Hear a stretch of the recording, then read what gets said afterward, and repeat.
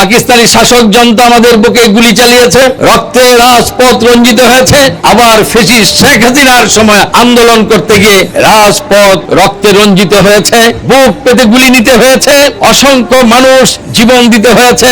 অসংখ্য মানুষের ত্যাগের বিনিময়ে আমরা 5 আগস্ট বিতাড়িত করতে পেরেছি স্বৈর শাসককে। আজকে তাই আমাদের মনে রাখতে হবে 1971 সালের মহান মুক্তিযুদ্ধ এবং জুলাই আগস্টের আন্দোলন প্রায় আদর্শগত দিক দিয়ে একই পর্যায়ে পড়ে। কি? গণতান্ত্রিক রাষ্ট্রীয় ব্যবস্থা। এই গণতান্ত্রিক রাষ্ট্রীয় ব্যবস্থার জন্য এখন আমাদের নেতা তারেক রহমান আন্দোলন সংগ্রাম করে যাচ্ছেন, দাবি করে যাচ্ছেন। আমরাও 3টা নির্বাচনে এদেশের জনগণ তাদের ভোট প্রয়োগ করতে পারে নাই। 35 বছরের বয়স হয়ে গেছে, সেই তরুণ তরুণী একবারও ভোট দিতে পারে নাই।